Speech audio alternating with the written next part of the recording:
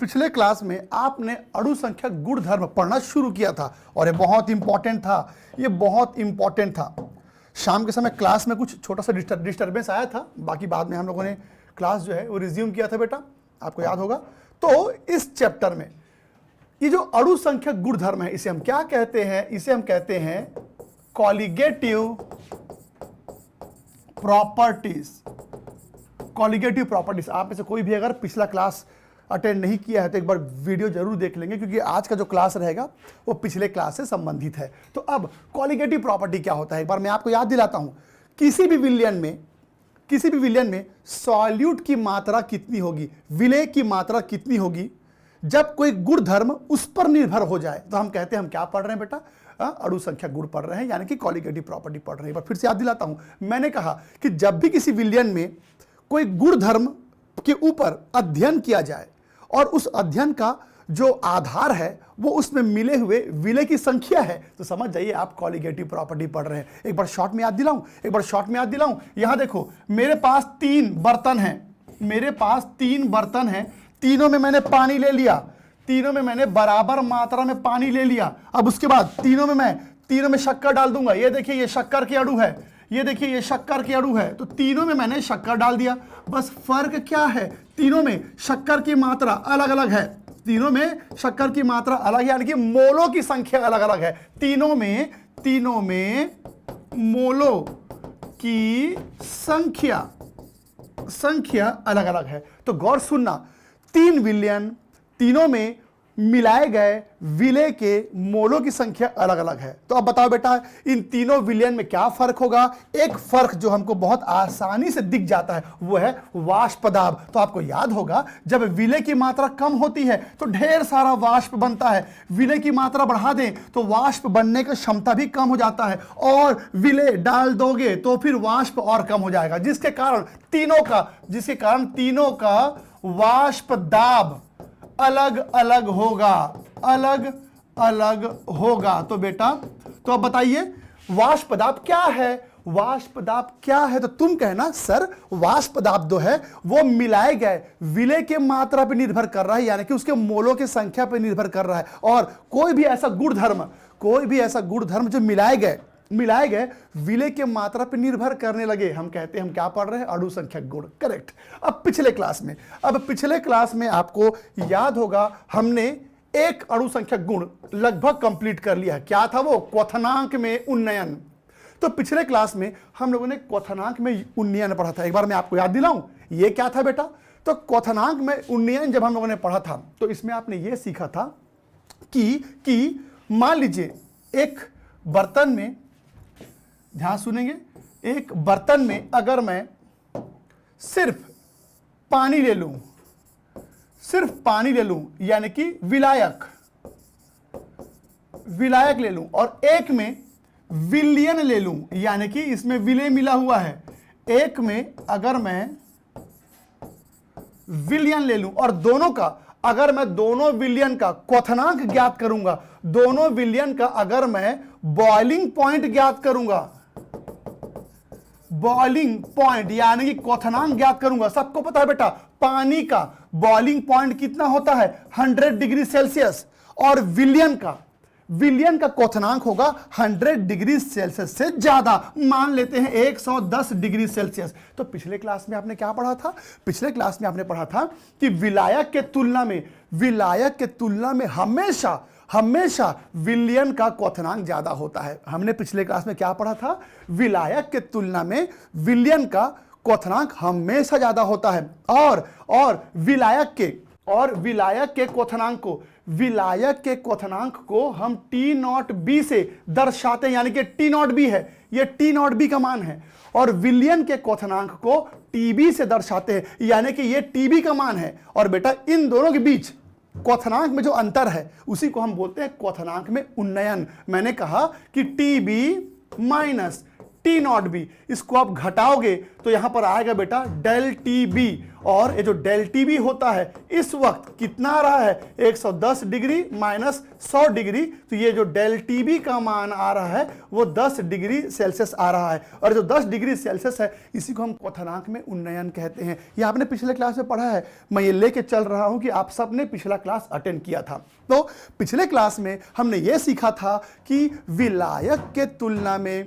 विलयन का क्वथनांक हमेशा ज्यादा होता है, हमेशा ज्यादा होता है। और उन दोनों के बीच, किसके बीच, विलायक और विलयन, इन दोनों के बीच क्वथनांक में जो अंतर होता है उसी को हम क्या बोलते हैं बेटा, क्वथनांक में उन्नयन। ये जो मैं लिखा हूं ना, ये जो मैं लिखा हूं, यहां देखिए, ये देखो, यही है वो क्या, डेल टीबी जो होता है वो टीबी माइनस टी नॉट भी होता है। और इसी चीज को मैंने ग्राफ के मदद से भी समझाया था। चलो आपको मैं वो ग्राफ याद दिलाऊं, आपको मैं वो ग्राफ याद दिलाता हूं जो मैंने पिछले क्लास में आपको बताया था। ये बहुत ही इंपॉर्टेंट टॉपिक था और बहुत ही इंटरेस्टिंग टॉपिक था। ये देखो बेटा, हम लोगों ने ऐसा कुछ ग्राफ बनाया था, हमने ऐसा कुछ ग्राफ बनाया था, आप सबको याद होगा। इस ग्राफ में एक तरफ हमने वेपर प्रेशर लिया था और एक तरफ हमने टेम्परेचर लिया था, एक तरफ हमने टेम्परेचर लिया था। और हमने क्या सीखा था कि विलायक के क्वथनांक को टी नॉट बी से दर्शाते हैं और विलयन के क्वथनांक को टीबी से दर्शाते हैं। और इन दोनों के बीच जो अंतर होता है उसको डेल्टा टीबी से दर्शाते हैं। और इस डेल्टा टीबी को ही हम क्या बोलते हैं, क्वथनांक में उन्नयन। तो पिछले क्लास में हमने ये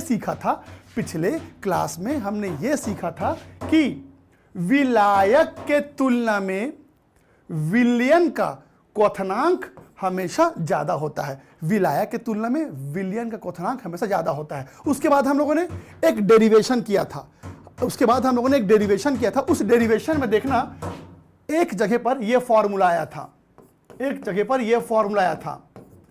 ये देखिए, एक जगह पर यह फॉर्मूला, मैं ये मान के चल रहा हूं कि सबने पिछला क्लास अटेंड किया है बेटा, मैं ये मान के चल रहा हूं कि पिछला क्लास आपने अटेंड किया है, तो ये फॉर्मूला आपने देखा होगा। तो चलिए आज के क्लास में हम इस टॉपिक का न्यूमेरिकल करेंगे। तो आज हम न्यूमेरिकल करने वाले हैं। तो न्यूमेरिकल करने के लिए चलो एक बार मैं आपको सारे फॉर्मूला बता दूं। तो मेरे ख्याल से आप सब ने ये पढ़ा हुआ है, एक बार आपने ये पढ़ा हुआ। तो चलो आज हम न्यूमेरिकल करेंगे बेटा। तो टॉपिक का नाम है एलिवेशन इन बॉइलिंग पॉइंट, यानी कि क्वथनांक में उन्नयन। तो जब भी एग्जाम में न्यूमेरिकल आएगा तो अब देखते हैं न्यूमेरिकल करते वक्त किस तरह का फॉर्मूला आपको यूज करना है। तो ये देखो बेटा, आपका फॉर्मूला ऐसा होगा, ये देखो, डेल्टा टीबी इक्वल टू के बी एम, ये फॉर्मूला है आपका। अब इस फॉर्मूला में एक बार मैं आपको याद दिला देता हूं, केबी क्या होता है। इसे हम कहते हैं बेटा मोलल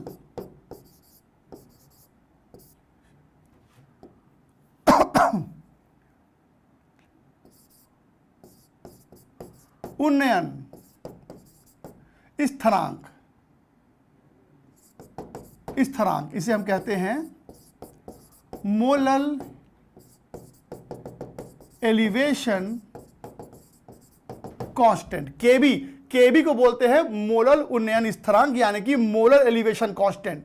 और एम क्या था बेटा, एम था मोललता। तो आपने पिछले क्लास में यह सूत्र देखा था, यह सूत्र देखा है। अब चलो इसी सूत्र को मैं आगे बढ़ाता हूं, तो बेटा आपको याद होगा कि एम क्या है, एम होता है मोललता, एम होता है मोललता। और मोललता कैसे ज्ञात करते हैं, तो मोललता ज्ञात करने का तरीका है विलेय का द्रव्यमान,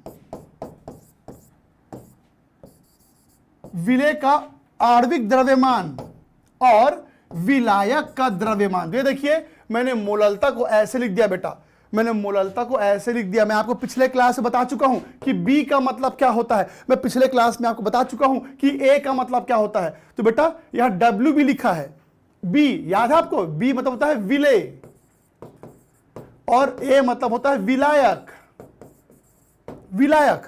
तो अब इस सूत्र में जल्दी बताओ डब्ल्यू बी क्या है, डब्ल्यू बी क्या है। तो बेटा डब्ल्यू बी है, एक मिनट, हाँ, तो यहां पर डब्ल्यू बी है क्या क्या क्या, विलय का द्रव्यमान, यह है विलय का भार। डब्ल्यू बी क्या है, विलय का भार। एम बी क्या है, एम बी है विलय का अणु भार। और ये डब्ल्यू ए क्या है, विलायक का, विलायक का भार। तो लीजिए मैंने आपके सामने सूत्र लिख दिया है, मैंने आपके सामने सूत्र लिख दिया है कि अब हम क्वथनांक में जो उन्नयन होता है उसके न्यूमेरिकल कैसे बनाते हैं। तो एक बार चलिए इस सूत्र को लिख लो बेटा, फिर अब मैं आपको न्यूमेरिकल करवाने वाला हूं इस टॉपिक का। प्लीज लिख लेंगे इसको।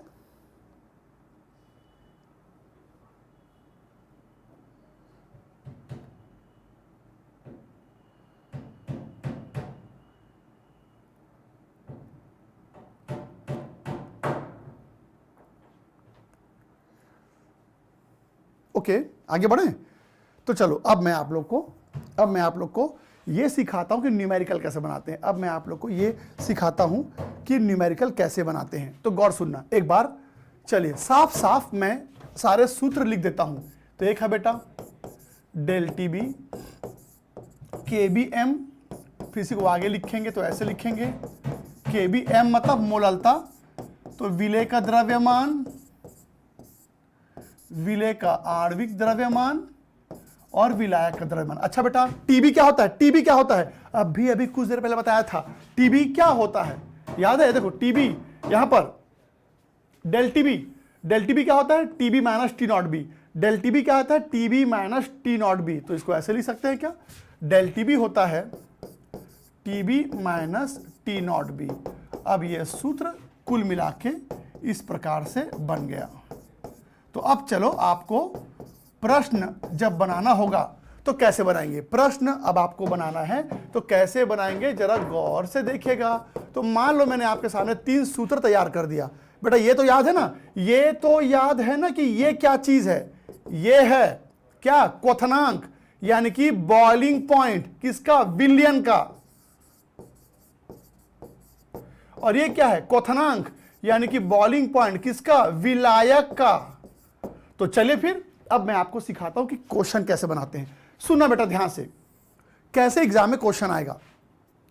आपको एक विलयन दिया जाएगा और आपसे पूछा जाएगा चलो बताओ इस विलयन में क्वथनांक में कितना उन्नयन हुआ। तो अब मैं आपको दिखाता हूं क्वेश्चन कैसे बनेगा। सबसे पहले ना हम एक काल्पनिक प्रश्न बना लेते हैं, फिर उसके बाद कुछ वास्तविक प्रश्न देखेंगे। तो चलो मैं आपको उदाहरण दिखाता हूं बेटा। जैसे मान लीजिए किसी ने एग्जाम में पूछ दिया कि 5 ग्राम ग्लूकोज को हमने 500 ग्राम पानी में डाल दिया, 500 ग्राम पानी में डाल दिया। अब आपको केबी का मान दिया हुआ है, मान लो केबी का मान दिया है, केबी का मान दिया है 0.52 केल्विन। और आपको प्रश्न में पूछ रहा है कि चलो क्वथनांक में उन्नयन का मान ज्ञात कीजिए, यानी कि डेल टीबी का मान ज्ञात करना है। डेल टीबी का मान ज्ञात करना है, कैसे करोगे, आपका सूत्र क्या है। तो बेटा आपका जो सूत्र है उसको मैं दोबारा लिख देता हूं।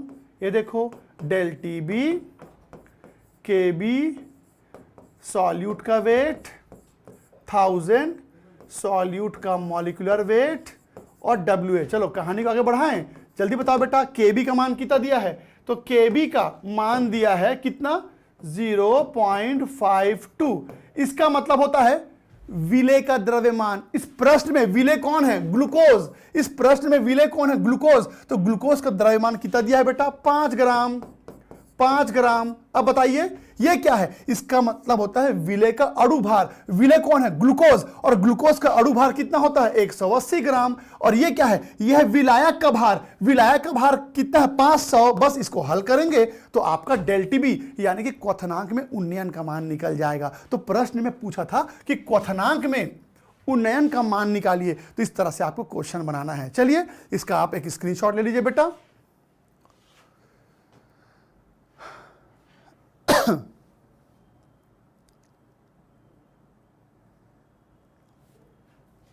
एक स्क्रीनशॉट ले लेंगे।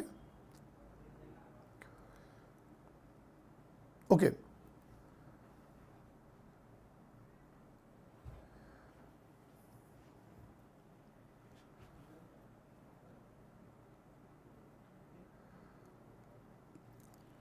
तो चलिए, तो अब मैं आप लोग को एक प्रश्न दिखाता हूं और देखते हैं उस प्रश्न को कैसे हल किया जाएगा। जरा गौर देखना बेटा।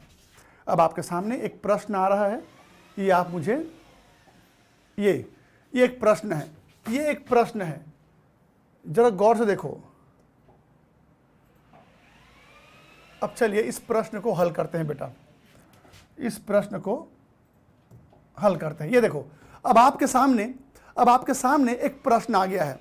अब आपको ये बताना है कि ये प्रश्न में पूछ क्या रहा है। तो बेटा गौर से सुनना। इस क्वेश्चन में क्या बोला है? इस क्वेश्चन में क्या बोला है कि 18 ग्राम ग्लूकोज को आपने 1 किलोग्राम जल में घोल दिया।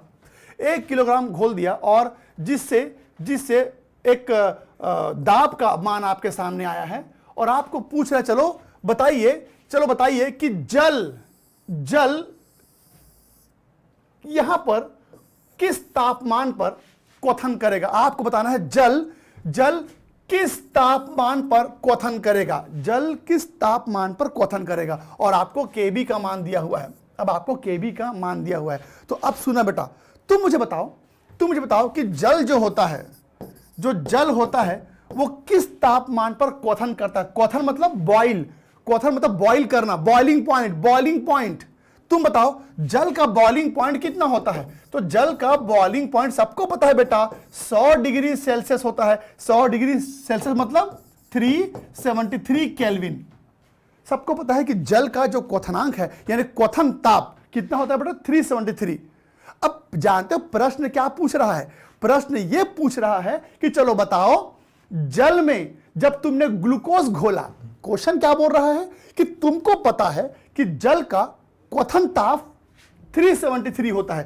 क्वेश्चन आपसे कह रहा है कि जल का जो क्वथनांक होता है वो 373 होता है, पर प्रश्न ये पूछ रहा है कि जल में अगर ग्लूकोज डाल देंगे तो अब जल का क्वथनांक कितना हो जाएगा। तो बेटा जल में ग्लूकोज डालते ही अब जल नहीं रहेगा, वो तो विलयन बन जाएगा। तो अब आपको विलयन का बॉइलिंग पॉइंट ज्ञात करना है। भले प्रश्न में लिखा है कि जल का अब किस तापमान पे क्वथन करेगा, अब जल किस तापमान पे उबलेगा, तो तुमको पहले से पता है कि जल हमेशा इस तापमान पर उबलता है, लेकिन उसमें ग्लूकोज डाल दोगे तो अब जल यानी कि विलयन, अब विलयन किस तापमान पर उबलेगा।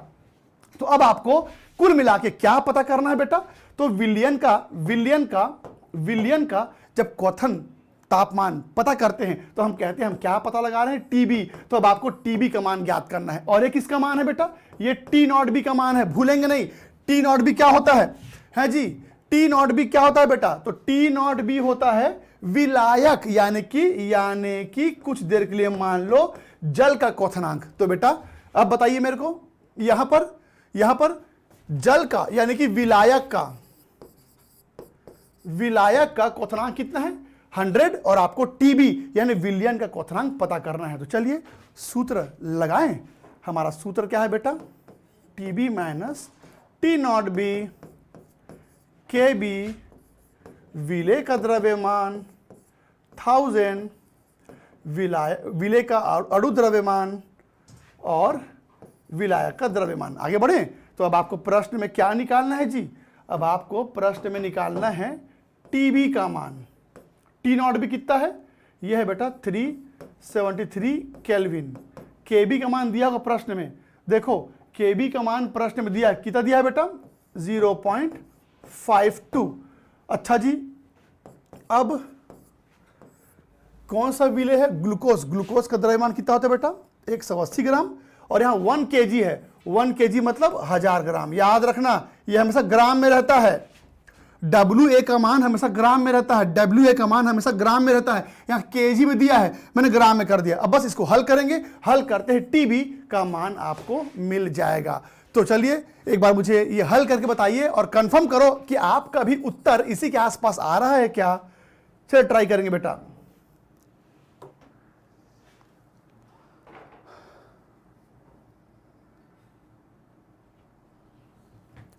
हल कीजिए इसको।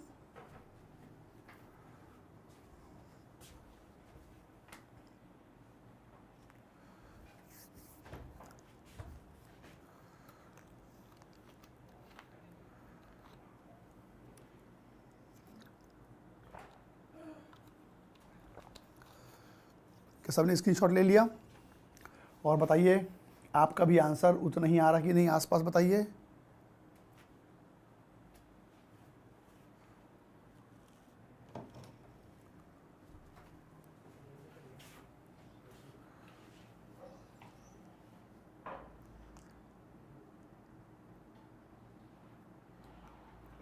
WA का मान छूट गया है ना बेटा? WA का मान तो मैंने रखा है ना, 1000। 1 किलोग्राम, 1 किलोग्राम मतलब 1000 ग्राम। सब नहीं किया बेटा? तो इस तरह का प्रश्न जो है वो आपको हल करना होगा। 52। ठीक है, आर्या सिंह। और कोई? अच्छा, क्षमा चाहूँगा, WB का मान ना। हाँ हाँ हाँ, एक मिनट बेटा। हाँ, KB का मान कितना? 0.52। WB का मान है 18 ग्राम। हाँ सॉरी, हाँ MB का मान 180। हाँ ठीक है, अब ये इसको हल करेंगे तो आ जाएगा। अब इसको हल करेंगे तो आ जाएगा। सब नहीं किया बेटा? ठीक, ठीक है। तो चलिए, तो अब ध्यान दीजिएगा, जब भी क्वथनांक में उन्नयन के ऊपर प्रश्न आएगा तो बस आप ये सूत्र याद कर लो। कोई भी क्वेश्चन आएगा आप आसानी से बना सकते हैं बेटा। कोई भी प्रश्न आपके सामने आएगा आप बहुत आसानी से क्वेश्चन बना सकते हैं। बस आप एक ये वाला सूत्र याद कर लो और एक जो ये सूत्र था ये वाला, इसको याद कर लो तो आपके सारे क्वेश्चंस जो हैं वो बन जाएंगे। सारे जो क्वेश्चंस हैं वो बन जाएंगे। चलिए, तो अब हम लोगों ने कंप्लीट कर लिया बेटा पहला अणु संख्यक गुण। तो अब हम लोगों ने पहला अणु संख्यक गुण कंप्लीट कर लिया। क्या था? क्वथनांक में उन्नयन। अब आज हम पढ़ेंगे हिमांक में अवनमन। आज के क्लास में अब हम पढ़ने जा रहे हैं बेटा हिमांक में अवनमन। यह भी उतना ही इंपॉर्टेंट है जितना उन्नयन था। तो आज अवनमन के बारे में बात करेंगे। ये बहुत इंपॉर्टेंट टॉपिक है, इसको जरा ध्यान दीजिएगा प्लीज। तो आज हम अवनमन के बारे में बात करेंगे बेटा। तो चलिए, आज हम बात करेंगे हिमांक में अवनमन। ओके, अब यहां पर बात चल रही है हिमांक की। तो बेटा मैं क्लियर कर दूं, इसको हम कहते हैं डिप्रेशन इन फ्रीजिंग पॉइंट। हिमांक में अवनमन, इसे कहते हैं डिप्रेशन इन फ्रीजिंग पॉइंट।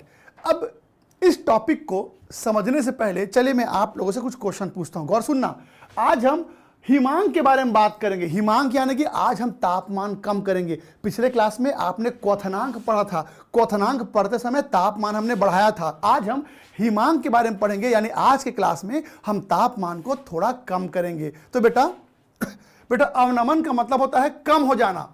अवनमन का मतलब है डिप्रेशन हो जाना। डिप्रेशन यानी कि कम हो जाना। हिमांक में अवनमन का मतलब होता है कम हो जाना, यानी कि डिप्रेशन हो जाना। आप भूल गए पिछले क्लास में आपने क्या पढ़ा था? पिछले क्लास में आपने ये पढ़ा था कि विलायक के तुलना में विलयन का क्वथनांक बढ़ जाता है। जब बढ़ जाता है तो बोलते हैं उन्नयन हो गया। ध्यान देना, जब बढ़ जाए, जब तापमान बढ़ जाए तो बोलते हैं उन्नयन हो गया। और आज के क्लास में हम अवनमन पढ़ेंगे। तो बेटा अवनमन का मतलब होता है कम हो जाना। तो क्वथनांक बढ़ गया था, हिमांक कम हो जाएगा। कैसे? ध्यान सुनेगा, अब ये बहुत इंपॉर्टेंट है। ये टॉपिक बहुत इंपॉर्टेंट है। इस टॉपिक को पढ़ाने से पहले एक मिनट इसको लिख देता हूं मैं। हाँ, डिप्रेशन इन फ्रीजिंग पॉइंट, यानी कि हिमांक में अवनमन। एकदम गौर सुनेगा। इस टॉपिक को समझने से पहले मैं आप लोगों से क्वेश्चन पूछता हूं। आप सब ने आइसक्रीम खाया हुआ है। अब आप मुझे बताओ, आप लोगों ने सस्ते से सस्ता कितना सस्ता वाला आइसक्रीम खाया है? बताइए, आप लोगों ने कितना सस्ता आइसक्रीम खाया है? मुझे बताएंगे प्लीज।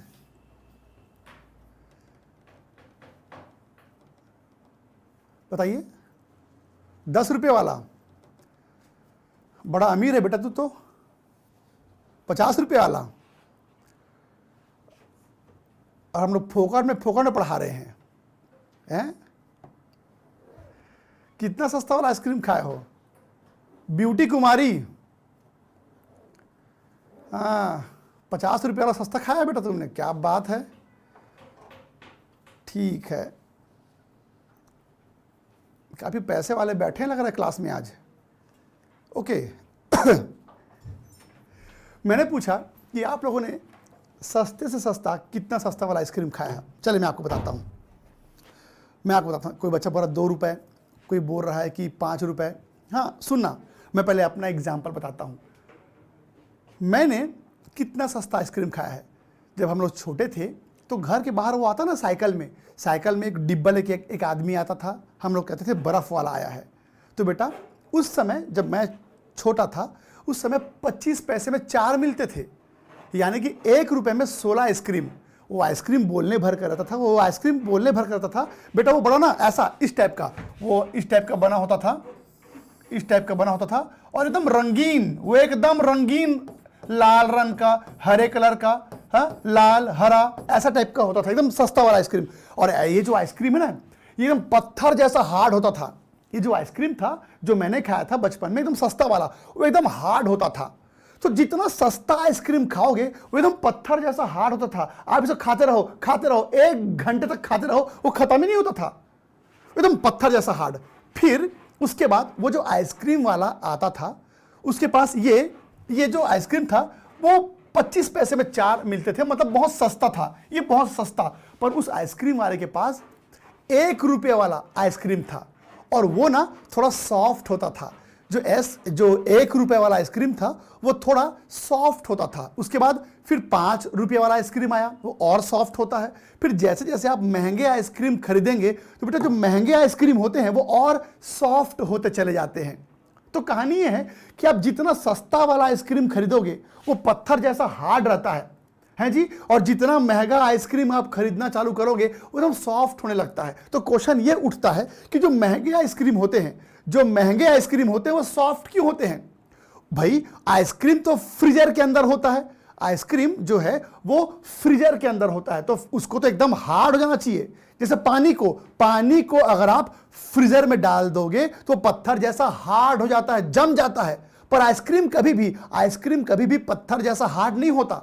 तो क्वेश्चन ये उठता है कि जो आइसक्रीम होता है फ्रीजर में होने के बावजूद वो पत्थर जैसा हार्ड क्यों नहीं होता? तो बेटा जितना सस्ता आइसक्रीम लेंगे उसको हार्ड करना आसान होता है, पर जैसे जैसे आइसक्रीम महंगा होने लगता है तो उसको हार्ड करना यानी कि जमाना बहुत मुश्किल हो जाता है। अब ऐसा क्यों होता है मैं समझाता हूं।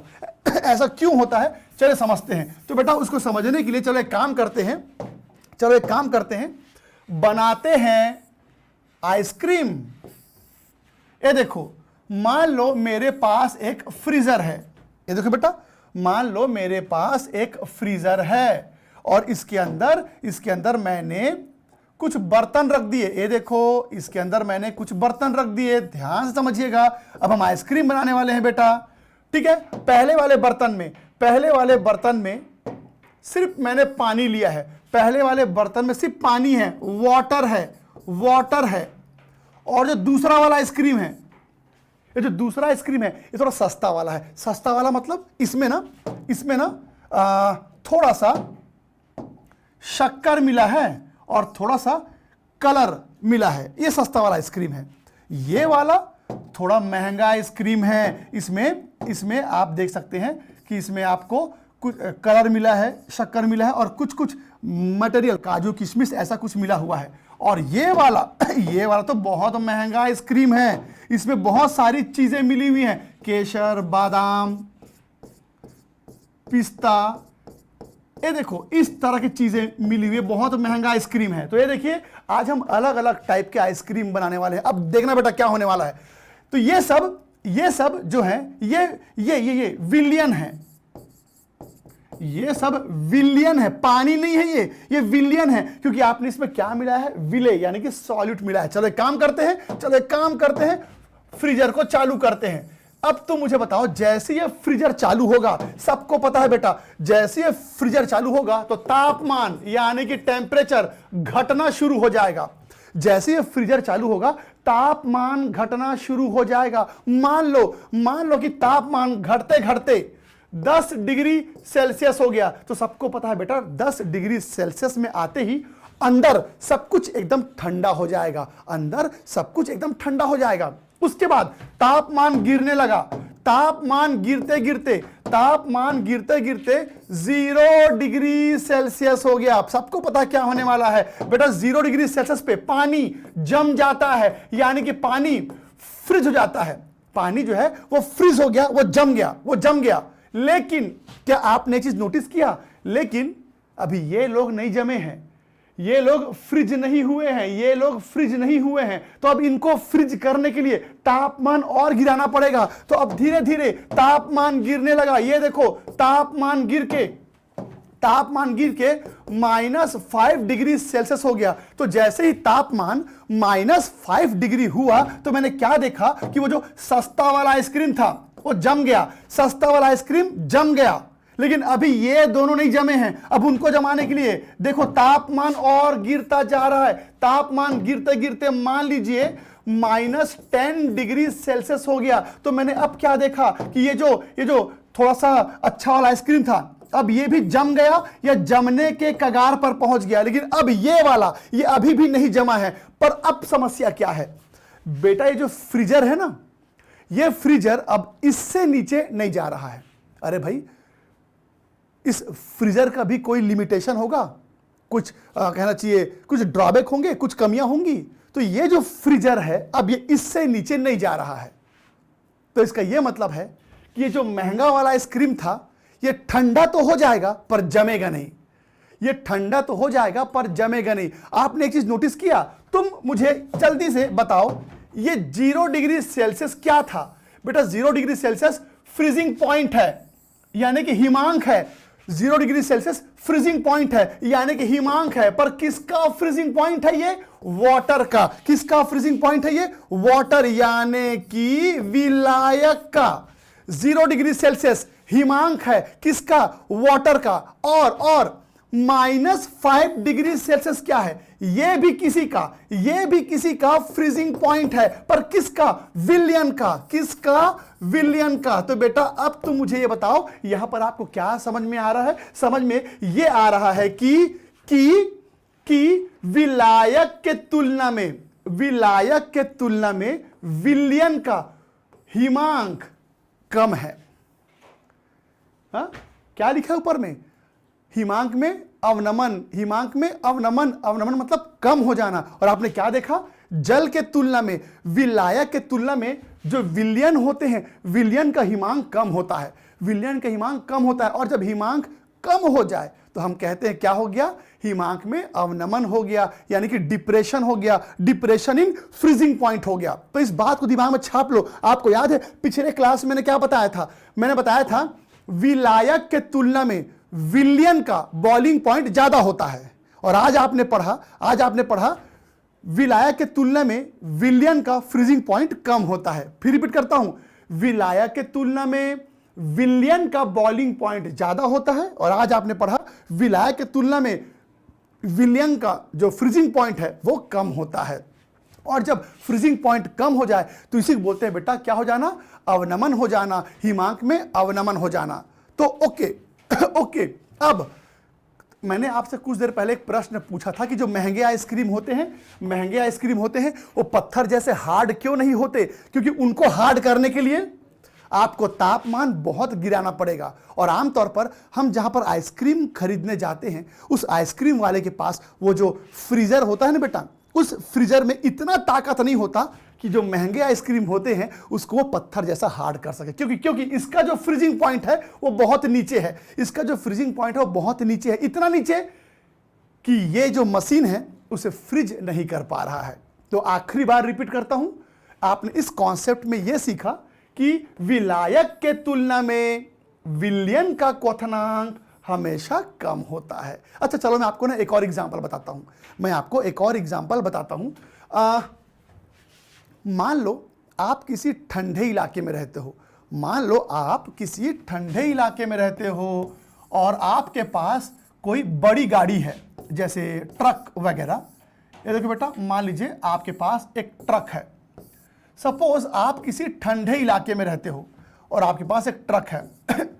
आप सबको पता होगा बेटा कि किसी बड़ी गाड़ी के सामने यहां पर इंजन के पास रेडिएटर होता है। आप सबको इतना तो पता होगा, जो बड़ी गाड़ियां होती हैं उसमें इंजन के सामने एक कंटेनर होता है जिसको रेडिएटर बोलते हैं। इसमें पानी डाल के रखते हैं, पता ना आपको, इसमें पानी डाल के रखते हैं। आप सबने ये देखा होगा, एटलीस्ट फिल्मों में तो देखा होगा ना, वो कोई जा रहा है, रास्ते में गाड़ी खराब हो गया, जब उसने बोनेट उठाया तो पूरा भाप निकल रहा है उसमें से, तो फिर वो पानी लेके आता है और डालता है, वही है।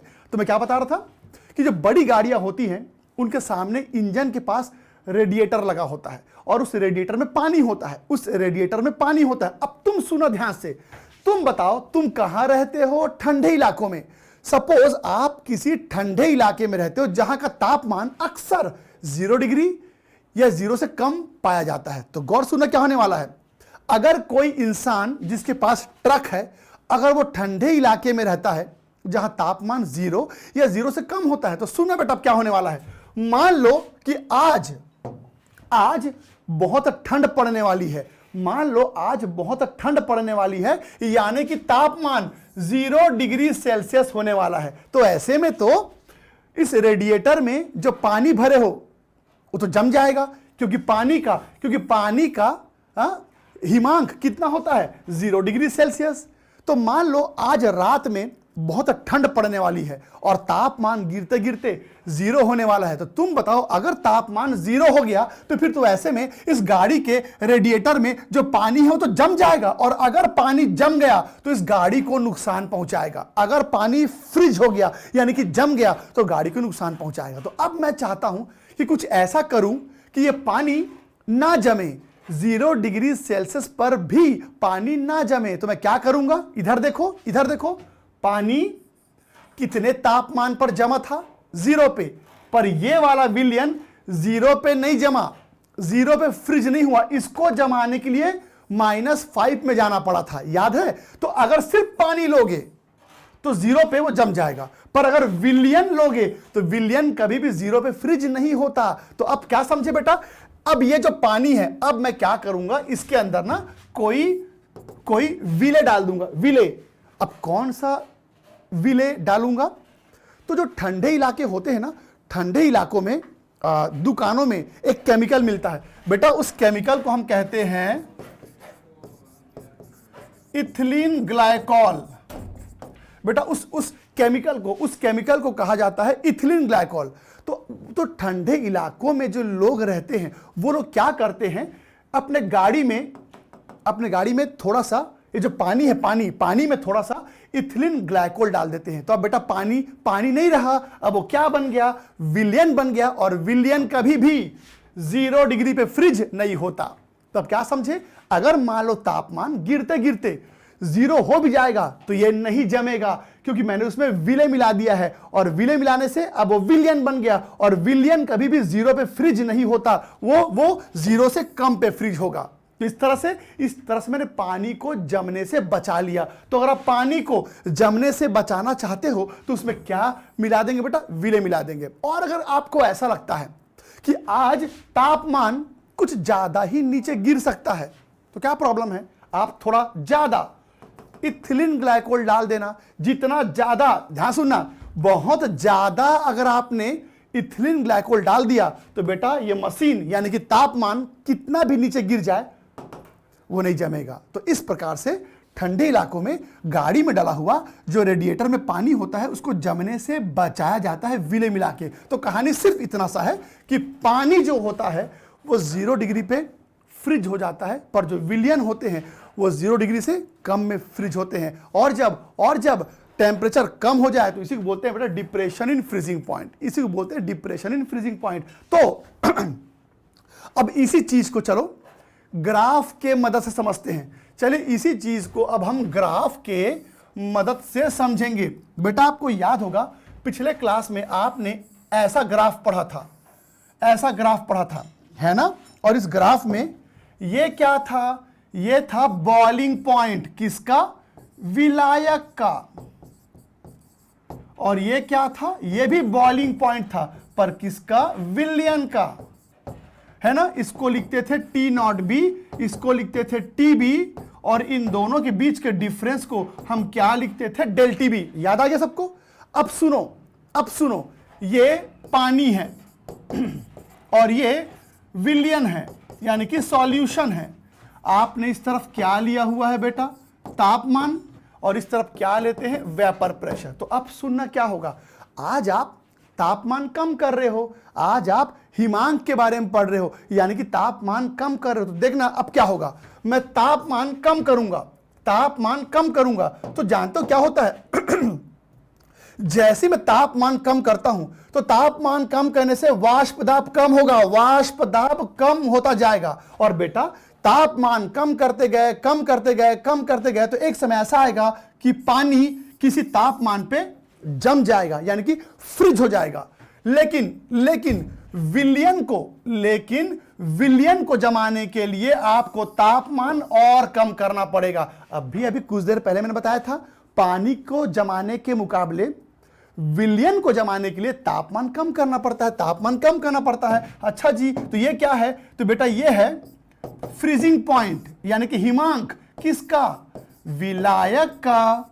ये क्या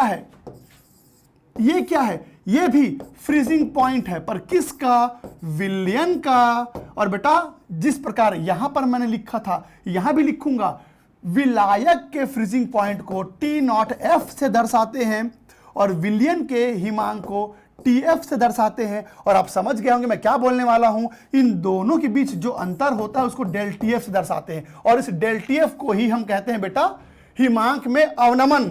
ये क्या था, क्वथनांक में उन्नयन, ये क्या था, हिमांक में अवनमन। और अंत में चलिए आखिरी बार आपके सामने मैं रिपीट करता हूं, क्या बेटा, कि विलायक के तुलना में विलियन का क्वथनांक ज्यादा होता है, और यहां पर विलायक के तुलना में विलियन का हिमांक कम होता है। फिर रिपीट करता हूं, विलायक के तुलना में विलियन का क्वथनांक ज्यादा होगा, बॉइलिंग पॉइंट ज्यादा होता है, और विलायक के तुलना में विलियन का हिमांक कम होता है, यानी कि फ्रीजिंग पॉइंट कम होता है। तो छाप लो इस बात को, क्वथनांक हमेशा ज्यादा होगा विलियन का, हिमांक हमेशा कम होगा विलियन का, किसके मुकाबले, विलायक के तुलना में। चलिए ये ग्राफ एक बार बना लीजिए, फिर कहानी आगे बढ़ाता हूं।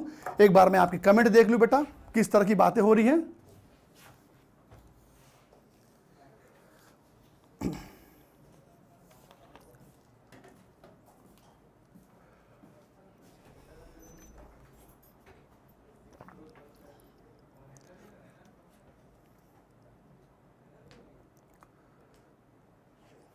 किसी के लिए भी मुझे रिपीट करना है बेटा,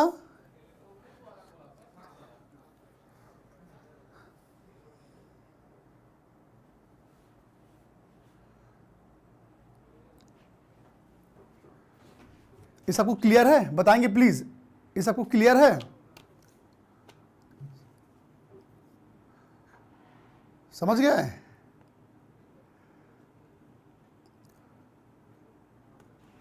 रंगीता देवी, बेटा नोट्स आपको दे दिया गया है, नोट्स आप लोग को मिल गया है, थोड़ा ध्यान दीजिए आप लोग, ठीक है, आगे बढ़ें। ओके, अब चलो इसका जो सूत्र है वो कैसे तैयार होगा बेटा।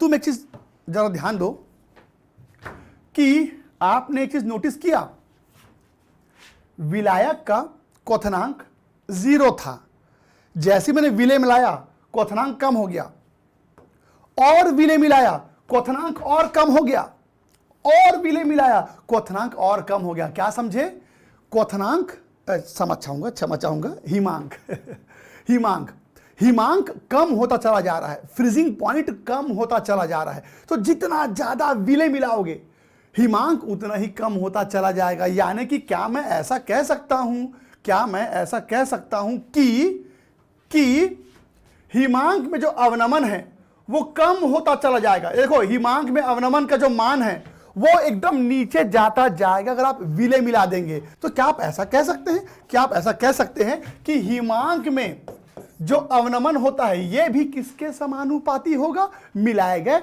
विलेय के मात्रा, यानी कि विलेय के मोल प्रभाज के। पिछले क्लास में मैंने आपको न्यूमेरिकल करवाया था, पिछले क्लास में मैंने आपको डेरिवेशन करवाया था और यही डेरिवेशन था, है ना। अब यहां से मैं आगे बढ़ूंगा, अब यहां से आगे बढ़ूंगा तो यहां पर लिखूंगा बेटा ऐसे। अब यहां से पूरा डेरिवेशन, पूरा का पूरा डेरिवेशन सेम टू सेम वैसा ही होगा जैसे पिछले क्लास में आपने किया था। तो ऐसे में अंत में क्या आएगा बेटा, उसमें आया था डेल टी बी के बी एम। तो यहां पर क्या आएगा, तो यहां पर आएगा बेटा डेल टी एफ के एफ एम, ये आएगा। यहां तक आप आएंगे, सेम डेरिवेशन है, डेरिवेशन करते करते आप यहां तक आ जाएंगे। और उसके बाद इस सूत्र को अगर मैं आगे बढ़ाऊं तो मैं बता दूं बेटा के एफ को बोलते हैं हम लोग मोलल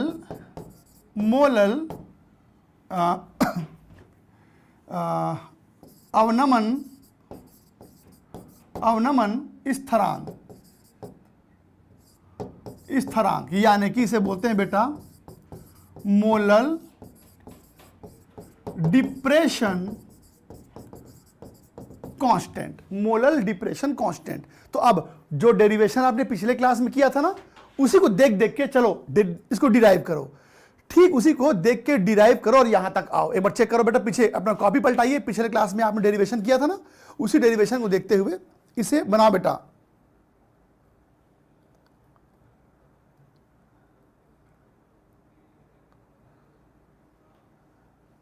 बेटा हिमांक मतलब फ्रीजिंग पॉइंट, क्वथनांक मतलब बॉइलिंग पॉइंट।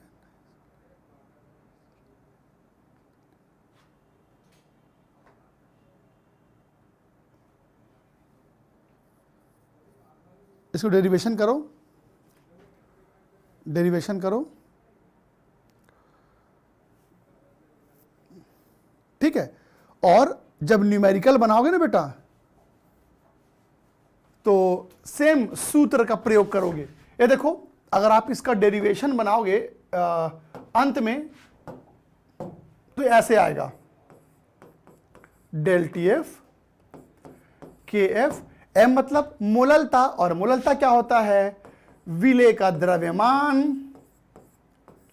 विलेय का आणविक द्रव्यमान और विलायक का द्रव्यमान। देखो सेम सूत्र बना जो आपने कुछ देर पहले क्वथनांक में देखा था, सेम वैसे ही यहां पर भी बना। बस इसमें फर्क क्या है, फर्क ये है कि आप यहां पर आप यहां TB minus T not B लिखते थे इसके मान को, और यहां पर क्या होगा बेटा, अब ये होगा T not F minus T F. बस इतना ही फर्क है, ध्यान देना, सब कुछ सेम है, फॉर्मूला सेम है, पर यहां पर डेल टी बी क्या था, TB minus T not B, और डेल टी एफ क्या होगा, T not F minus T F. तो मेरे कहने का मतलब है कि आपका ये जो सूत्र है ये कैसे हो जाएगा, डेल टी एफ मतलब बेटा T not F minus T F हो जाएगा, बाकी आगे सब कुछ वैसे ही रहेगा। तो चलिए इसका स्क्रीनशॉट ले लीजिए,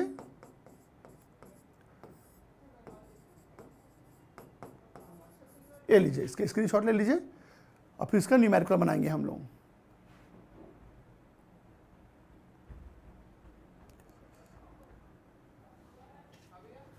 बेटा हजार कैसे आया बताता हूं मैं, हजार कैसे आया बताता हूं मैं, चिंता ना करो। यहां सुनो हजार कैसे आया।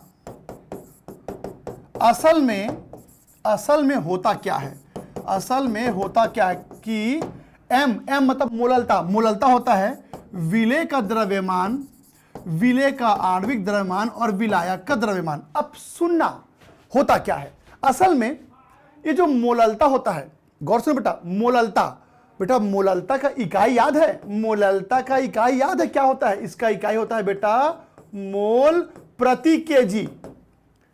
मोललता का इकाई होता है मोल प्रति केजी। अब समस्या क्या है? समस्या यह है कि आपके पुस्तक में, आपके बुक में जितने भी प्रश्न दिए हैं, अक्सर जो प्रश्न रहता है उसमें विलायक का द्रव्यमान ग्राम में दिया रहता है।